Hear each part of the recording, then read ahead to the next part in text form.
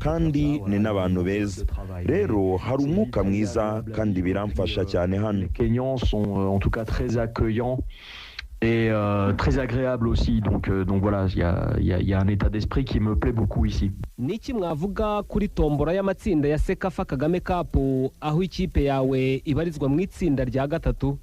Bah, je suis très content du groupe, du niveau des oppositions que nous allons avoir. Moi j'ai fait nishimiye itsinda turimo bijyanye n'urwego rw'amakipe tuzaba duhanganye. Nje hari ibyo nakoze kugira ngo tugerageze kwitegura iri rushanwa cyane ko tunafite itike ya CAF Confederations Cup. Rero biradusaba kwitegura umwaka w'imikino dukina n'amakipe yo ku rwego rwo hejuru. Nubwo irushanwa rya Sekafa rije habura amezi abiri ngo imikino ya mbere ya CAF ikinwe, turacyafite igihe dore ko irushanwa rije hakiri kare niko navuga. Gusa bizadufasha kuko dufite abakinnyi turi kugerageza n'amakipe tuzahura nayo afite abakinnyi ari kugerageza, kandi ubu mu bijyanye n'imbaraga ntabwo tumeze neza 100%, ariko ntekereza ko bizaba ari cyo gihe ngo twitegure amakipe yose tuzaba duhanganye. Rero hari impamvu nyinshi n'irushanwa rije kare bijyanye n'ingengabihe y'umwaka w'imikino. Gusa kureba urwego rw'amakipe tuzahura nibyo nge nifuza. Iby'umusaruro kuri nge si cyo kintu kizaba ari ingenzi cyane. Icyo nkeneye ni ukureba abakinnyi banjye bari mu bibazo, kuko ni ngombwa ko bamenya hakiri kare bishoboka ishyaka bisaba, uko baba mu bibazo n'icyo bisaba gukina ku rwego nyafurika. Tugomba kumenya cyane gukina kuri uru rwego. Rero nidukina imikino ya gishuti yoroshye cyane cyangwa tugakina n'amakipe ari kure cyane atadusatira nk'ayo tuzahura nayo, abakinnyi banjye ntibazaba biteguye. Bityo nge nishimiye cyane iyi tombora n'itsinda turimo, kuko ntekereza ko bizadufasha kwitegura neza ku rwego rw'imikino idutegereje. Donc si on fait des matchs amicaux trop faibles ou dans des atmosphères qui sont très loin de la pression que nous allons rencontrer, mes joueurs ne seront pas prêts. Donc je suis très content du tirage, du groupe dans lequel nous sommes, puisque je pense que ça va nous permettre de bien se préparer au niveau et aux exigences qui nous attendent. Ese byaba ari byiza cyangwa nibyo bibi kuba warisanze ugomba guhura n'ikipe wahozemo ya Rayon Sport?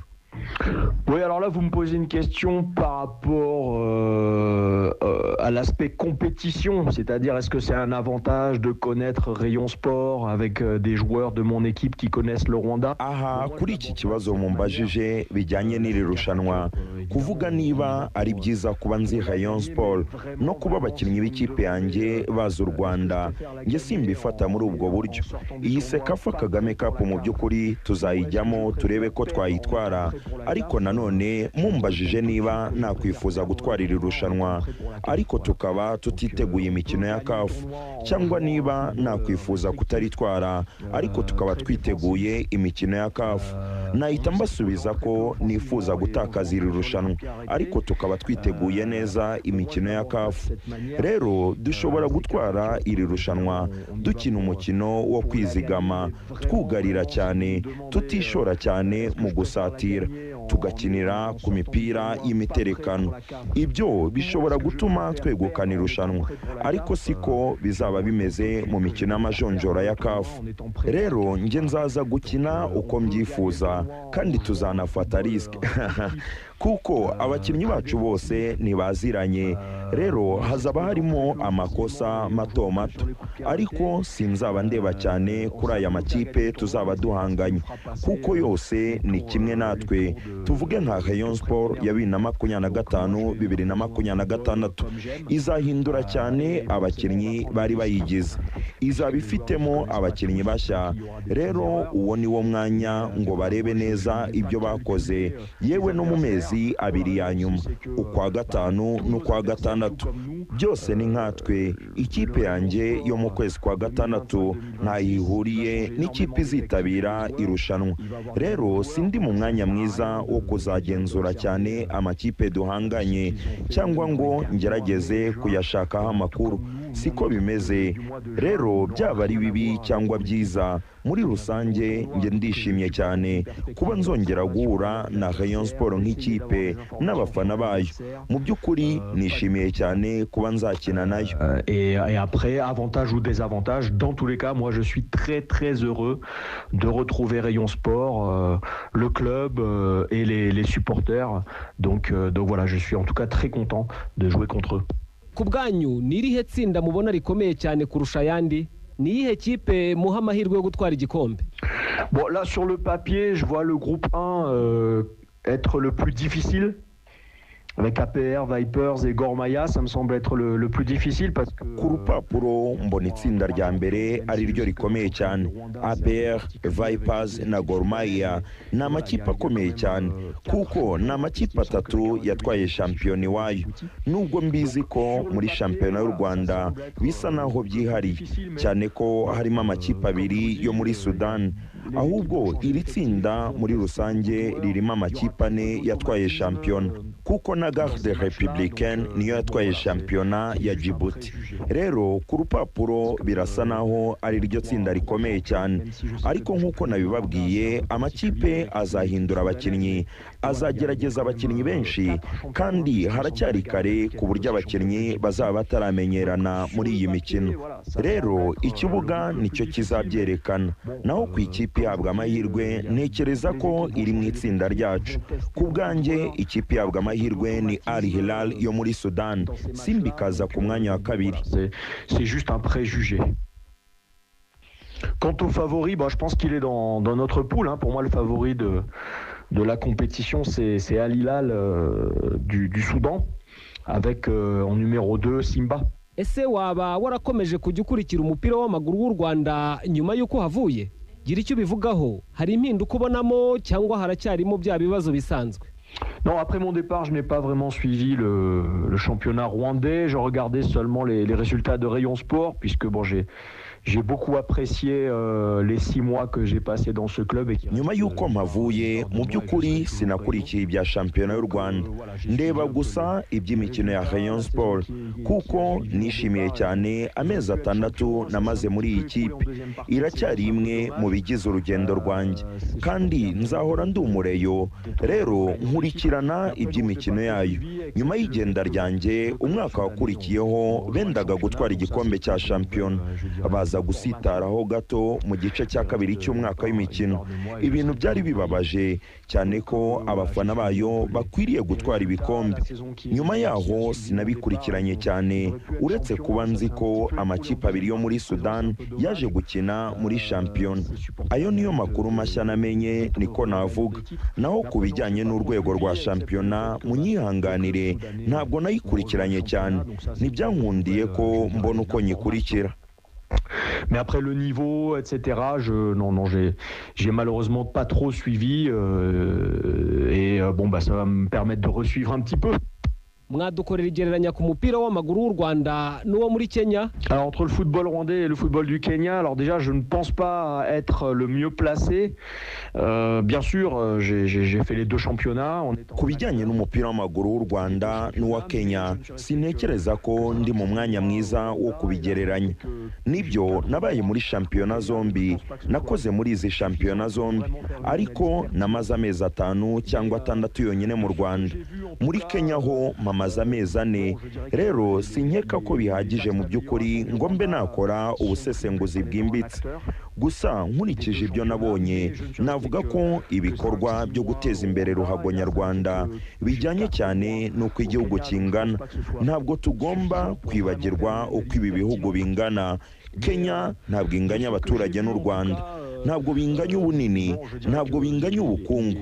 Rero nubwo mu mupira w'amaguru Kenya idafite izina rinini cyane, ariko ifite amastade meza cyane kandi ni menshi i Nairobi, ndetse hari n'umuco wa siporo muri Kenya. Uba ubona abaturage bari gukora siporo yaba mu gitondo yaba na nyuma ya saa sita. Hari umuco wa siporo mu banyakenya uzwi ku isi hose mu bijyanye n'ubukerarugendo, ubwiza bw'igihugu n'ubuhanga bw'abasportifu baho, cyane cyane abasiganwa ku maguru. Il y a une culture sportive chez les Kenyans qui est indéniable. Ils sont connus dans le monde entier pour le tourisme, la beauté de leur pays et pour la qualité de leurs athlètes.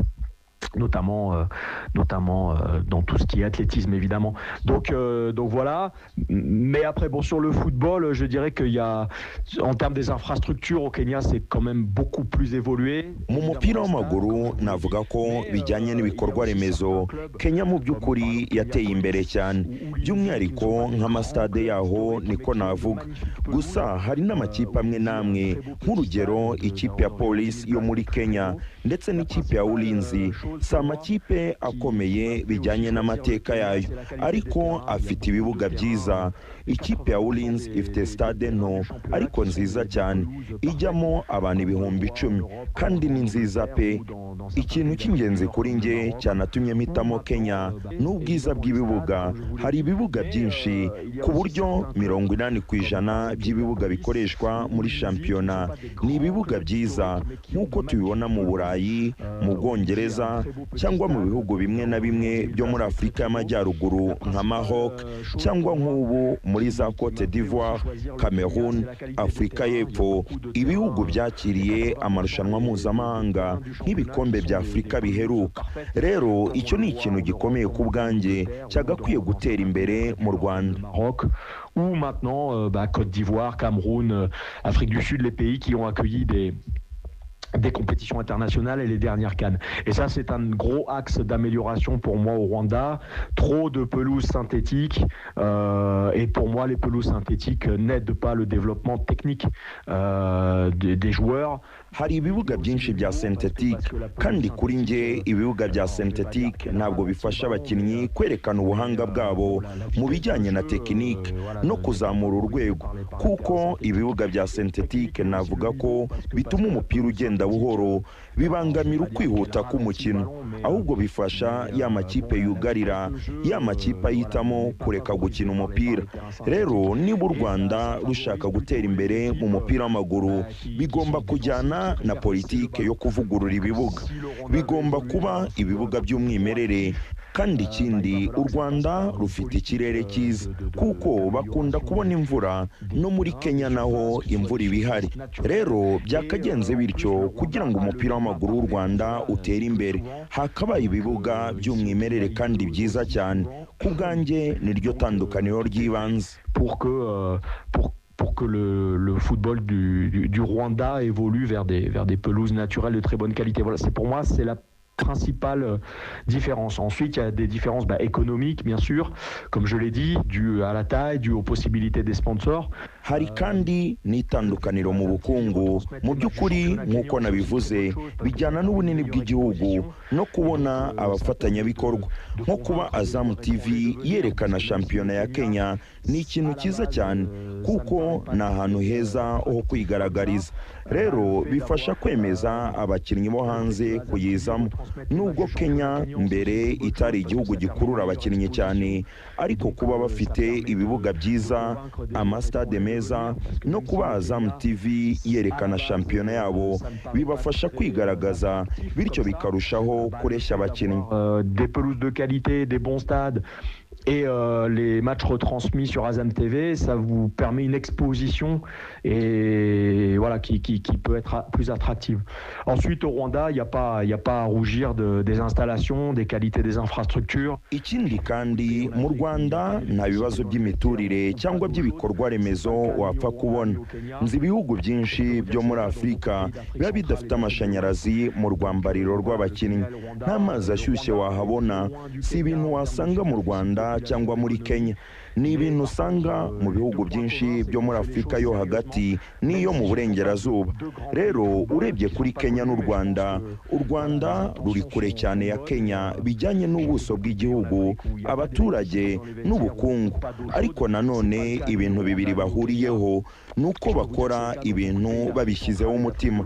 Nubwo atari ibihugu bikomeye mu mupira w'amaguru bikaba bitazwi cyane ariko babishyiramo imbaraga. Mais par contre les deux points communs, c'est qu'on fait les choses sérieusement, même si ce ne sont pas deux grands pays de football qui ne sont pas connus, mais je pense que voilà, les intentions sont bonnes et l'aspect médiatique aussi au Rwanda, j'ai été assez surpris par rapport à la taille du pays, d'avoir autant d'émulation médiatique, beaucoup d'émissions, beaucoup de podcasts, beaucoup de radios. Itangazamakuru ryo mu Rwanda naryo ryaranyuze bijyanye n'uko igihugu kingana, uko bakurikirana inkuru bakajya hirya no hino, bakagira amapodcast menshi, amaradiyo menshi. Nagiye mbibona, nasanze ibijyanye n'itangazamakuru bimeze neza mu Rwanda, yewe no muri Kenya.